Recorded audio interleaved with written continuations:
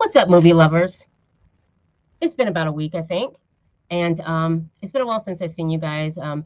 Tonight, guys, we're going to talk about this awesome series on Netflix that I'm sure you all heard about. It came out August 2022, called The Sandman.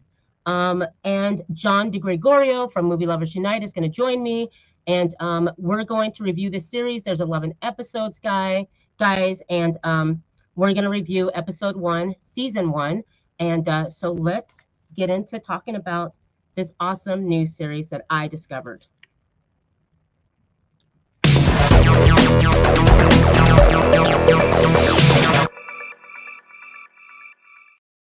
What's up, John?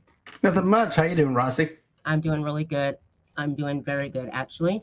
So just a little bit. So I hit you up. I tell you about this new series. What do you think about just, so far?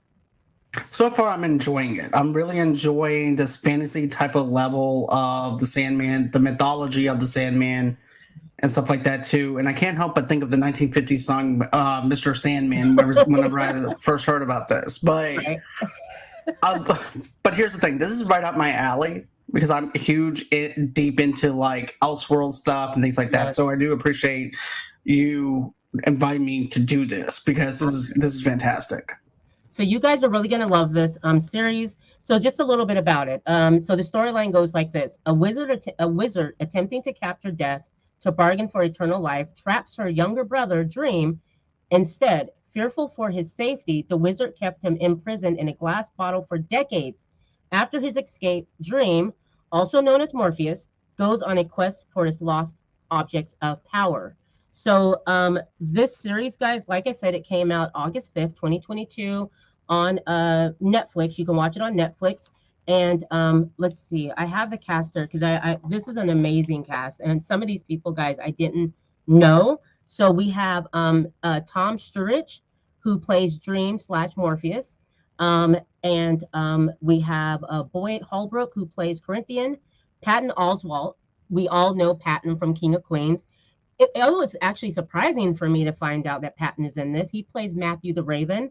Vivian, I don't want to chop up her name, but Chimpong plays Lucian, and so on and so on and so on. Okay, and there are like 5 directors for this series, and they directed certain episodes. So when we get into each episode, we'll talk about the director. I'll mention the director. Anyways. What'd you think about this? And one more thing I want to tell you guys really quick that I really want you guys to know. So Dream, he is the sole ruler of the dream realm. He's responsible for the forging and shaping of the dreams and nightmares that are experienced by all mortal beings. His only companions are the librarian, Lucian, and his raven, emissary, Matthew. So Dream also, really quick, guys, he has 7 siblings. So you have, he was one of the 7 with endless powers, beings that they're older than God. So they are everything, okay? They can make things happen. And his brothers and sisters, I want to mention their names too. You have Destiny, you have Death, Dream, Destruction, Desire, Despair, and Delight. And just to let you know, remember, the wizard was trying to summon Death. And Yep. he was trying to summon Death and end up getting Dream. So John, I'll let you talk about a little bit about what you thought about that first episode. And Okay, so when it gets first introduced, we get the mythology. We have of course, we actually have the Raven flying through, and I got Crow-like vibes from it at first whenever I saw the Raven and stuff. But the stuff within itself, you have a lot of stuff going on here. You have the introduction of course, of Corinthian, who's basically trying to summon death to resurrect his son. Because basically this guy is so broken and so jaded in his own way of thinking that he's thinking that he's doing something right because he wants to reunite his other son probably with his brother because his brother might not have even knew him back then. Right. So this guy's hurt. He's trying to summon somebody that's dead. Right. And there's a lot of brokenness within this family in itself. Yes. that you even feel for the little boy at the very beginning. You feel Oh, for absolutely. Alex. Yes, absolutely. Yeah, when Corinthian was talking to the friend of his that ended up bringing him the book of spells, um, the way that Corinthian talks about the wizard, the way he talks about wanting his son, and he has two boys, okay? One's alive, who's the youngest son, Alex. The older died in the war. So, but he's so focused on getting his favorite son back, and he mentions that. And there's a scene where Alex walks into this conversation that his dad is having with the friend of his who also wants to bring his son back because he also lost a son. So the wizard, he's really good. He's very powerful, but he's actually an amateur. Okay, but that book of spells that his friend brought over, wow. Okay, just wow. But anyways, the household is very dysfunctional. You get the sense that dad hates Alex and uses Alex, and we'll talk about him using Alex a little bit later. But yeah, so that's what we go into. It's a beautiful, the atmosphere is absolutely beautiful. The green screens, I believe they use a lot of green screens are beautiful. The mansion where Corinthian, where a lot of this takes place, and the realm where Dream comes from, you get to see his, what would you call it, his the land where he comes from, the dream world that he comes from, absolutely beautiful. And so you get to see that at the beginning, and then we'll, as the story goes along, we'll find out what happens. Go ahead, John. Yeah, here's the thing. I really have to say, Corinthian, the actor who plays him, his name is Boyd Holbrook. Right. And he played in Game of Thrones. And whenever I Yes, saw him, I'm him. like, okay, so this is actually a perfect guy that you would actually play as a sorcerer to do this with, because this guy can go dark if he needs to go dark, and Right. he goes dark by abusing his own son. Right. That's and also too, like whenever you see him capture him, Morpheus, Right. and you realize, okay, so he captured a god, but not the god that he had wanted, Right. which is the dreams. And Right. he actually took a vow of silence because of the way that he was actually being treated because of the way Corinthian was doing. Right. And his son actually showed more mercy than his father did, Alex did, Right. and remorse for him. But he was so afraid of his father to the point where his own anxieties got the best of him. Right. Right. And that's where the outcome of what happens to him later on. But you feel for both of them. You're hoping that they both get out of this messed up situation that they're in, because they're going through the same stuff that basically you have Morpheus, who's actually going through the same thing that Alex is going through. Right. And I They're, do want to make a correction really quick though. So the father that we're talking about his name is Roderick Burgess. Okay. He okay, is right. the wizard. Okay. Corinthian is actually Dream's brother. He's one of the brothers with the teeth for eyes. That's the Mm-hmm. brother. So what we see when it starts, guys, is that we see a scene where Dream is leaving his realm because he has to go and wrangle up his brother, Corinthian, because Corinthian's out there causing nightmares, causing horrible things to happen. So he sees that he was let out of the dream world to do that. He wasn't supposed to do that. So when Dream knows that there's a problem with his brother, he's going to take the brother's powers back. While he's getting ready to confine his brother to nowhere basically for forever, from what I got from it, all of a sudden, Dream stops, and he has this pocket of sand that is part of his belongings, and all of a sudden he's gone. So you had the wizard and his cult were opening up the spell book to cast a spell to try to trap Death. And so what they got was Death's little brother, Dream. So when Dream is getting ready to cast his brother into elsewhere, for lack of better terms, he's then snatched up by this spell that the wizard, Roderick, summoned. He summoned him. And so that's where the story begins. And when he summons Dream, Dream ends up laying up, and he's in the basement of their mansion. and he's laying there with his helm, his sand, and his ruby. These are the most important things in the world, and anyone that gets their hands on it, you can do bad or good, and most people that get it are going to do something bad. Go from there, John. Right, because even his own father, because even when Alex's father winds up going over to where the glass is, because he's actually trapped. And what I would like to actually say is like a glass timer type of thing, like sand. Right. If you right, think about it. Right. And the thing that I got from that was like, okay, so he's trapped in there. His father, and then of course the father's trying to bargain with him. He goes, "Well, if you speak to me and tell me who you are, I'll let you go." He goes, "I got your ruby," and he's also mentions to him that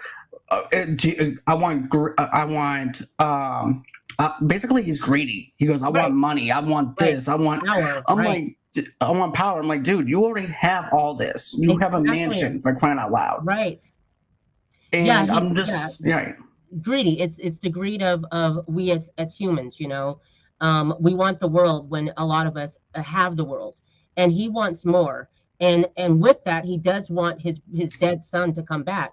And so Dream, they built this, like John said, it's like an hourglass. This hourglass capsule to keep him and maintain him, because once he had Dream, Corinthian, his brother, or Corinzo, I'm sorry, Corenzio, his brother, shows up at Roderick's house and lets Roderick know, "I know who you have in your basement." And Roderick thinks that he's there to kind of out him, or to that he wants Dream. But no, he wants his brother to stay encapsulated in that hourglass, because he can then roam the world and do the evil that he wants to do and have more freedom. So he's there to basically help Roderick and let Roderick know, you need to make sure he's encapsulated, that he's never let out ever. And I will help you and show you how to do that. And so Roderick, of course, well, what do you want out of it? And his thing is, I just want you to make sure he stays contained where you have him. And wow, did he stay contained? And also, we want to talk about Lucien, the bird, the raven. So go ahead. Oh, I'm sorry, I don't mean to interrupt you or anything like that. But what I got was this. Okay, it's like he's saying, well, I don't need to sentence him now. He's already gotten his sentence. Right. So therefore, what better way to do it? So that blood's not on my hands. That's on the blood of somebody else's hands now. Right. So therefore, I can roam and do whatever I want to do. So therefore, it's like easy peasy. Somebody else did the dirty work for me versus me having to isolate him and go somewhere else. So now I get to roam. And I definitely like that concept of like, okay, well, I'm just going to sentence him. But you know what? Man, you have a good thing going on over here. You have him trapped already inside the basement. Don't make sure you feed him, and, by the way, that bird he has? Yeah. Lucien? Yeah. Well, he comes with the package. Right. So if you don't want him out or anything and want him more isolated, you get rid of him, because that's actually basically a messenger for him. Absolutely. That goes over to the Dream side. So you don't want him to go back and forth. Right. So that's the way to do it. Because, well, if the circle is broken, he can get out. Because don't worry about your stupid circle. You need to worry about that right there. Right. And so I definitely like the whole concept of he's giving us the mythology as the viewer, he's taking, as the guy is actually taking it in too. Right. So we, the viewer, are experiencing this for the first time, just as the guy is actually experiencing it for the first time too. Right. Absolutely. And the bird itself, now, when they end up catching Dream and he's laying there and they take his helm, his sand, and his ruby, the bird flies out of his coat or whatever it is. So this raven flies out, and they're just thinking it's just a regular raven. And like John said, until Corenzio lets Roderick know, you need to be on the lookout for that raven.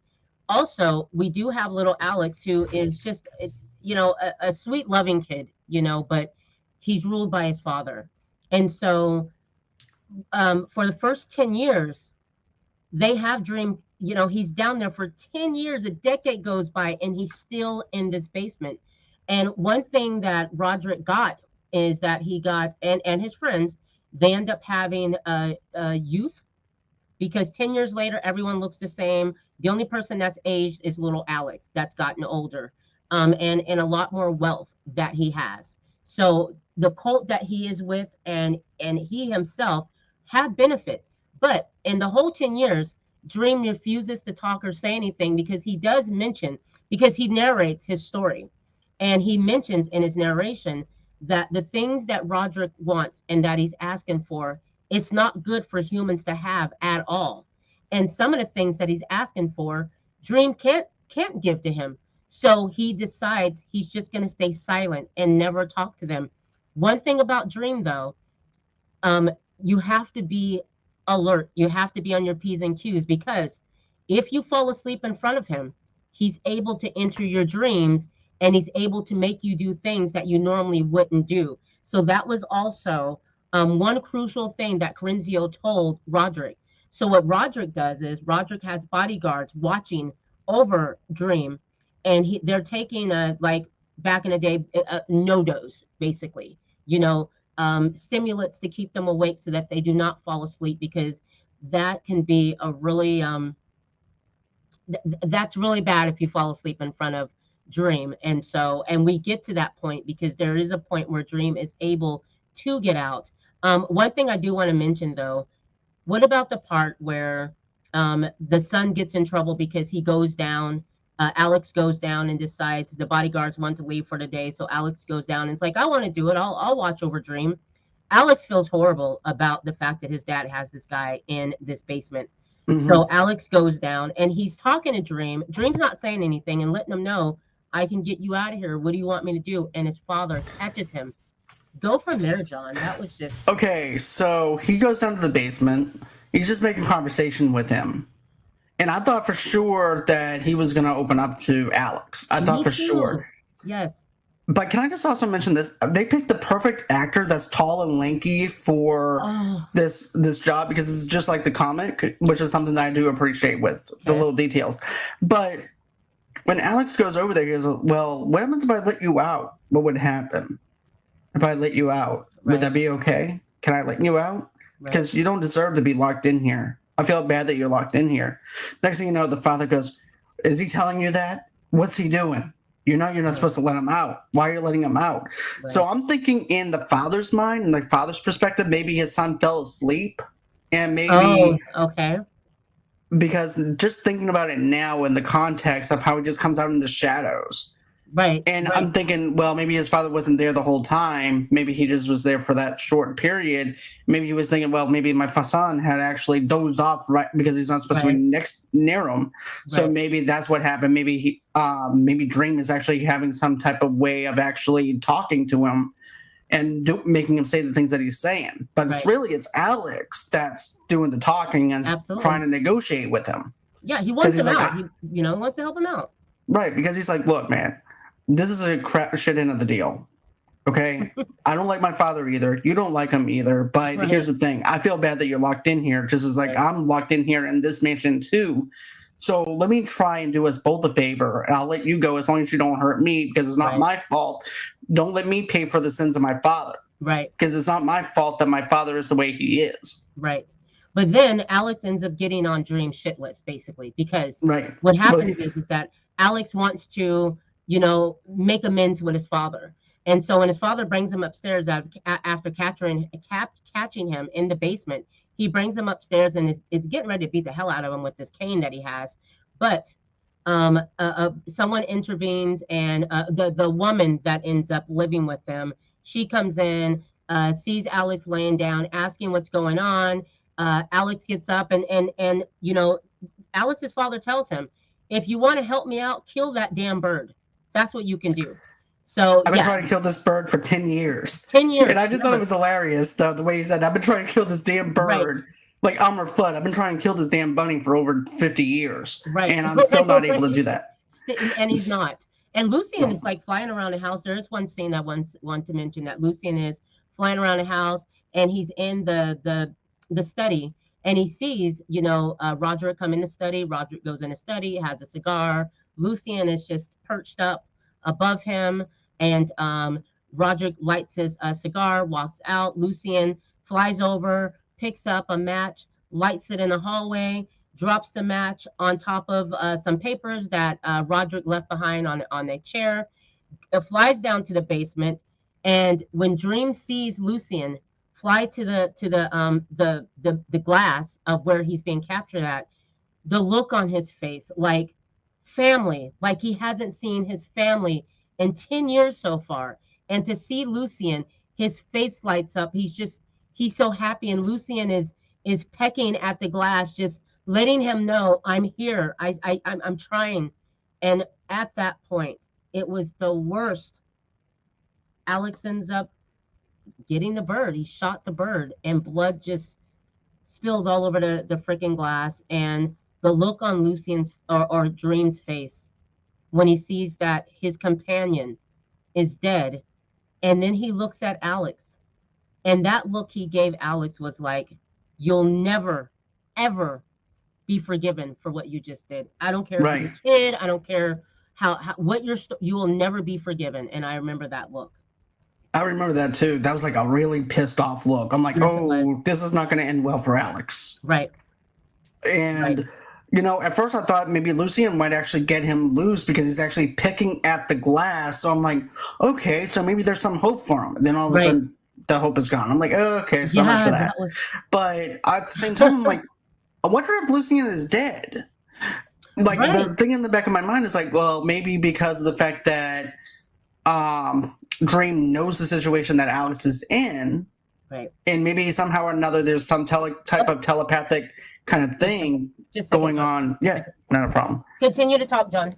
Yeah, I just thought that there was some type of telepathic thing going on within, between Dream and him, to the point where, you know, maybe Lucian would actually know, oh, look, okay, maybe I'll just play dead, but I'm not really dead, so therefore I'm going to wake up later on, and that'll be it. That was like a little bit of redemption and stuff, but no, it doesn't happen that way like I had thought.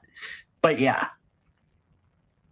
But basically what I was saying was this. I was saying this, though. I was thinking maybe Lucian was playing dead. Okay. Because maybe there was some type of telepathic thing that was going on within Dream. Okay. And what I'm thinking was, okay, maybe Dream is telling him to play dead because of the fact that Alex has basically his father wants to kill him. So I was thinking maybe Dream has some way of actually knowing that. Right. And maybe it might actually end well for Alex, but no, it doesn't happen that way. I'm glad it doesn't happen in the way that I had thought. Right. Because it gives him so much more to actually play around with. Right. Versus that, because it gives it more of a danger element. Right. I think, you know, my thing that surprised me was, and I think it was at that time where when after Lucian kills, or after Alex kills Lucian, the Raven, and remember, he and his dad get into it down in that basement. And Alex finally yells at his dad and lets his dad know, you don't even love me. Like, you know, you're trying to get your dead son back, who you'll never get back. And his father steps to him, and Alex pushes his father. His father's back of the head hits the glass where Dream is captured in, and basically busts the back of his head. And the father falls to the ground, and he ends up dying. But before he dies, he yells out to Dream, "You'll never be free now. You'll never get loose." And I wasn't expecting for the dad to die. That kind of just took me by surprise.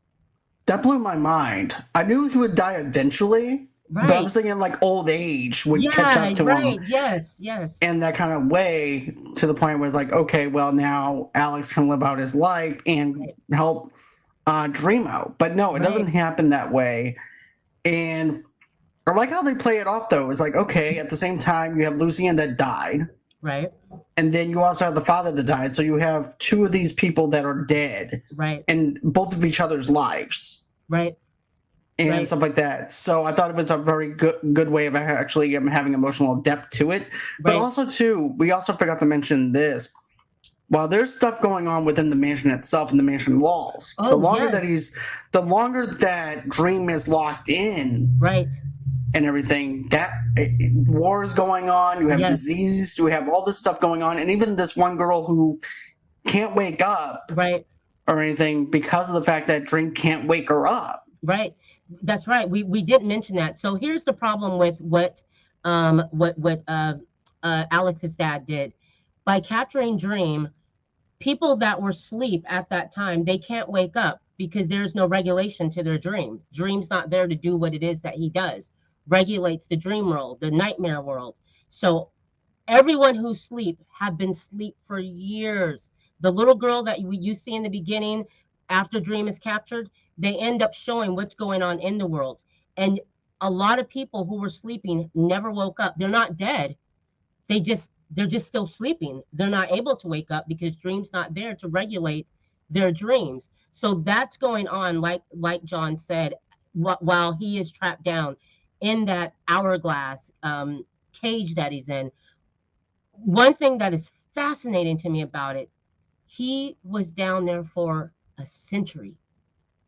106 years. 100 years he was down there. So you see, after Alex's dad died, Alex meets a companion.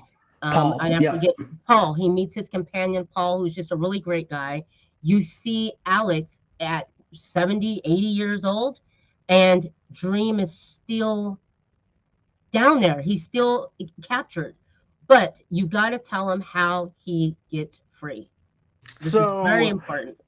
At this moment, Paul is taking his friend away from the hourglass, and he accidentally scrapes his leg, or not a leg, but his foot against the circle. The circle is now broken, which now allows Dream to escape. And then once you see that happen, we realize now that Dream is going to get his vengeance now. And just to let you know, that wasn't done by accident, because when Paul ends up scraping that circle, and basically breaking the spell, he looks back at Dream and gives Dream that look like, now you're free. Because that look that he gave Dream, he knew that what he did. He knew that he had, unbound the spell. And so I love that if you catch that, guys, look for that in that first episode when he looks at Dream, because he purposely did that to free this man. But the only way he can get free is to enter someone's dream, and John's going to tell you how he did that. Right, and I just want to go back on that narrative real quick too, and it's like, okay, well, my friend couldn't do what his father couldn't do. Right. And so I'm going to do that because I'm going to be the bigger man and do that and let him go free. Definitely. And here's the thing. I think the biggest problem with Alex is he's become institutionalized. Yes. And it's not he wasn't in prison, but it was under the fact, his father's gone. Yes. But he's been under his father's thumb for so long, to the point where that's programmed in his head, to the point where that's all he knows. And because that's all he knows, that's what killed him. Oh, absolutely. In the end. Absolutely. And he could have let Dream out once his dad died. He could have done that. Right. But he was still asking Dream the same thing his father wanted to know. Who are you? Because remember, even though it's been 100 years, Dream has never spoke to them, not one word. He just lay there in that. I believe he would have if it wasn't for him killing his family. Yes. But because of that, he took another vow of silence, basically. But absolutely. And so what happens is that there are bodyguards. Remember, there are still bodyguards that are down there watching over him. And this one fateful evening, the bodyguards are down there. The spell has been broken because remember, it's Paul scraped it, so it's not, it's there's no spell anymore. Okay, Dream just needs someone to enter their dreams to make them do what he needs them to do. So there's one bodyguard there that's just reading the newspaper. He's having a chat with the other female bodyguard, and they think the female bodyguard. I love how she thinks it's a vampire or something because they don't know who this guy is, but they are paid to protect this guy. So I would have thought that too. Anyways, Dream ends up, the guy ends up falling asleep. And while he falls asleep, Dream goes to the head bodyguard, goes to him in his dream, and he can be whatever you want him to be while you're dreaming. So the bodyguard thinks that he sees a young, beautiful woman walking on a beach. He thinks he's at a beach when he's actually in a dream. And then when Dream approaches him and he sees that his dream, he takes out his gun and he starts shooting. But then when we come back to reality, we see that the bodyguard is actually shooting at the capsule that Dream's in. And once he shoots and breaks that glass, Dream is able to throw the sand in their face and knock them out into a deep sleep, and he's out of there. He then ends up going into Alex's sleep. And remember, at this time, Alex is like 80 or some odd years old. And his torture for what Alex did to Lucien and to him um, is to put him in a sleep where he'll never wake up. And so that's how he gets back at Alex. Um, and from that point on, he's now on the search for his helm, his ruby, and his sand. Right, because remember, the guy's wife, Yes, that's right. she winds up taking Corinthian's fortune and Right, took the ruby, took everything that was part of Dream. And right, so that's what leads him on his quest, and that's also one of the bargains that the father also tried to do with Dream. Was like, well, if I let you out, you can have your a ruby back, you can have everything back. right. But you have to Because give this me one, what I want. And he did let when Roderick was alive, he did let Dream know, listen, the woman I was with, because the woman that he was with end up getting pregnant, and Roderick did not want the baby. So the woman, she's upset, she's scorned, she takes all of those items that were Dreams and Roderick had and took those and ran off with them. So Roderick thought that, that before he died, he went up to Dream and let Dream know, listen, all the things that you want, that you need, that woman ran off with them. So if you want your things back, you'll help me out and give me what I want. And even that didn't Dream, it didn't do no, anything. He still refused to help them out. So now we fast forward, and his items are somewhere in the world. And so that's where our journey starts. Once Dream is loose into back into the world, that's where we're at. We're looking for our helm, our ruby, and our sand. And also he ends up returning back to his land where he was, where he's hmm from.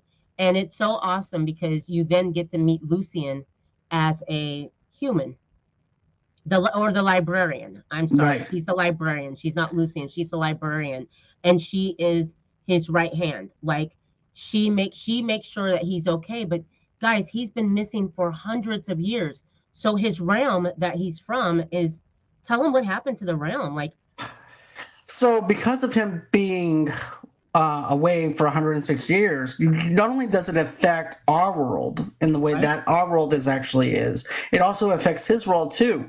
So now the beautiful mansion, the beautiful stuff beautiful, that we were introduced to at the very beginning of this episode is now in decay. right, And now it's up to him to try and fix it. And that's right, why he needs his family. And I was so excited to be able to see him back in his world, and then you see the decay and the destruction of what happened because of this, because of Alex's father, right, and seeing what he went through. I felt bad for him because now he has no home to go to right. now, Right. And and he that, has to rebuild it, because remember, he mentioned that he built it once. He'll rebuild it again. But what really hurt Dream was the fact that the people that he was with, that he took care of, the people that worked with him, they had no faith in him. And he felt disappointed that they just kind of didn't even like go and look for him. They just had no faith in him. And so they all left and went to live their own lives and go and do their own things. And as the series go, we'll meet some of those people that used to live in that same castle or and land that he is from. So I thought that was sad, but I'm really excited now because I can't wait to see who has those things. Where is his helm? Where is his ruby? It's going to be an awesome journey. I mean, I'm sold by this, John. And John knows a little bit more detail about Sandman and the backstory and all of that. So, John, why don't you educate us Give us some fun Okay, facts. so here's the thing. I remember writing a blog for this whenever it was coming into production. And I remember Joseph Gordon-Levitt is being attached to do a movie based on The Sandman, and then it went into development in hell to the point where Joseph Gordon-Levitt had other projects that he had to do. Plus, he's also doing his own show at the time, so therefore he wasn't able to do it. So now Netflix picks it up and does a TV series, which works so much better than a 2.5 hour movie. You couldn't do this in a 2.5 hour movie. You could do the introduction and just leaving it into the decay and then leaving that open for a sequel, but it doesn't land well. It doesn't have the descriptions and stuff like that the way you want to, and let it be amplified through a TV series and stuff like that either. So that was something else. But the comic book is actually written by Neil Gaiman and published by DC Comics. And it also had Sam Keith as the artist, and then of course you have Mike Drenberg and Jill Thomason, Sean Mananas, and Mark Hempel, who were also artists. And there's also other X amount of artists that was actually a part of it. Right. But yeah, the main character, of course, was Dream, and also known as Morpheus and other names, who is also the 7 Endless. So the other Endless are Destiny, Death, Desire, Despair, and Delirium. Right. But yeah. And so, so what did you think, Vic? Is this something that you like? You like what they did? Do you like the atmosphere? The gentleman who's playing Dream, I thought he was great. Like I said at the very beginning of this. Wow. I thought they picked the perfect actor to play someone that's really skinny, lanky, really awkward, but not too awkward, but also dark and ominous at the same time. Right. And as soon as I see this element of the Sparrow and everything else that's going on within this thing and explaining the backstory, I was sucked in because I'm a huge mythological person, though, too. This also gives me vibes of Moon Knight. This also gives me vibes. Absolutely. Even the brother who has this Hudson Hawk kind of hat. And he reminds me of Hudson Hawk, and also with Jay and Silent Bob with Dogma, where it was Satan. So those are the vibes. Anytime when I see someone with a white hat, a white suit and that kind of hat, I think of Hudson Hawk, and I also go into Dogma mode at that time. But the mythology is really fantastic. Yes. The acting is fantastic. It's very atmospheric. Yes, it is. I'm sucked into this whole entire thing. Right. And I'm glad I got a chance to watch it now, because at first there was a lot of stuff that was coming out at that time that we had Miss Marvel. We had all this other stuff. Right. So I wasn't able to watch this the way I wanted to watch it. So now I can actually appreciate it, and I really enjoy it. Yeah, I did too. I'm one of those people. I love fantasy. I'm big on the graphics and how the costumes, everything. One thing about Dream is I like the fact that he's kind of shaped like a bird in a way. The way that he was curled up on that floor. If you take a bird's skeleton, and his back is hunched and it goes from small to big. He looked like some type of sparrow or some type of bird, and so I did like that.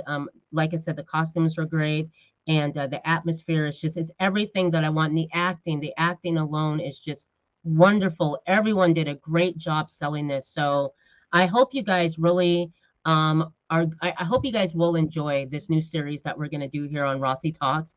This is episode 22.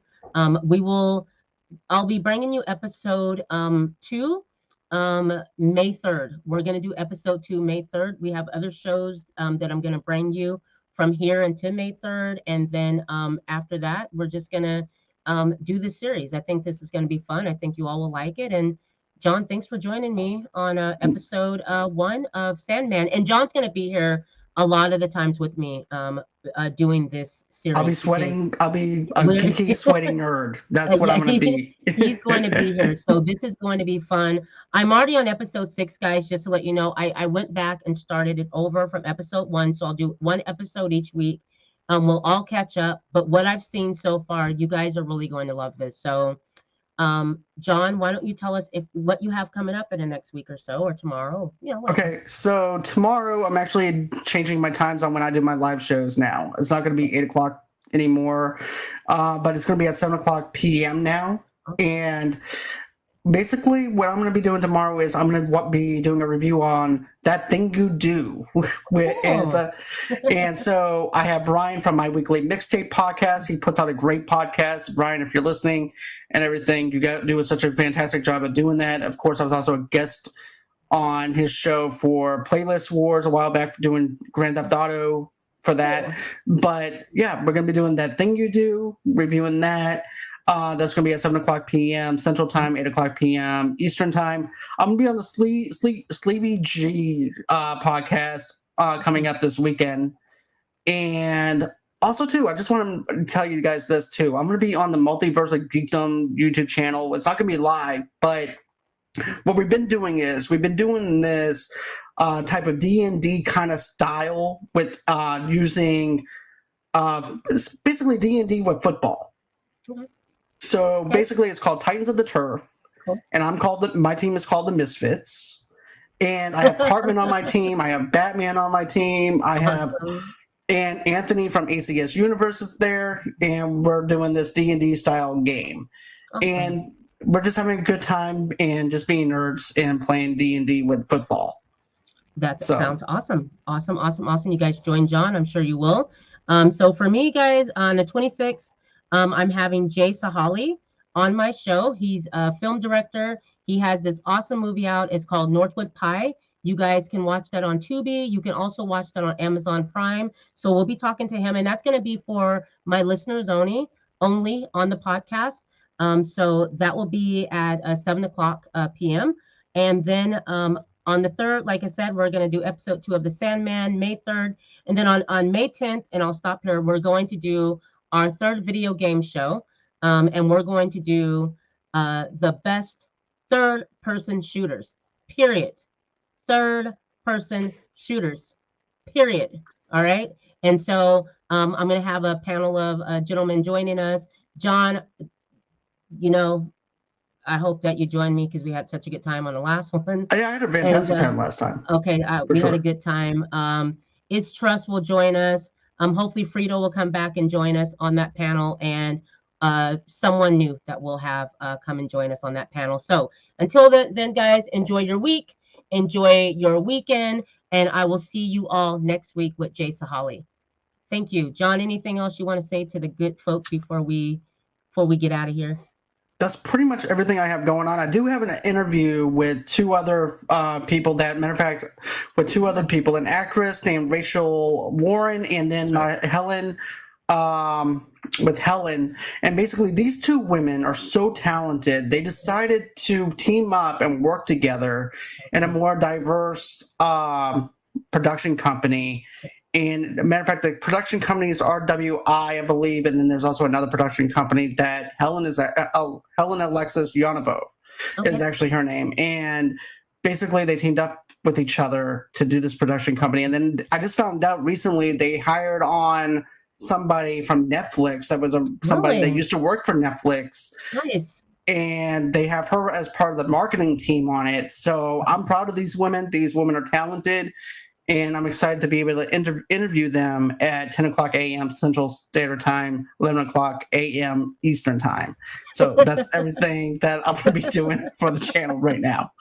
So we have a lot of content that we're bringing you guys, and we hope that you all like our content. If you do, to podcast listeners, guys, help us out. Please go to Rossie Talks on YouTube, and please hit the like, hit the subscribe, and please share so other people will know what we're doing and you helping us out. You can also reach out to John and I on movieloversunite@gmail.com or rossietalks@gmail.com. We also have awesome merch. John, where can they get the merch at? You can actually go to bonfire.com for the merch and stuff like that too. The links are going to be provided below this and everything for everything that we just talked about. We have merch in the descriptions. We also have where people can follow us, follow Alex and all that stuff too. So go on ahead, have a good time, buy some merch. It helps us out. It helps us to grow, helps us to get more stuff to actually make our stuff look more professional too. So if you guys can, go on ahead, get yourself a t-shirt and everything. It helps us a long way. Yes, but a like is free and a share is free and a subscribe is free. So if you like what we're doing, please, to the listeners on podcast, love you guys, and please help us out on YouTube. Anyways, guys, we are out. Later.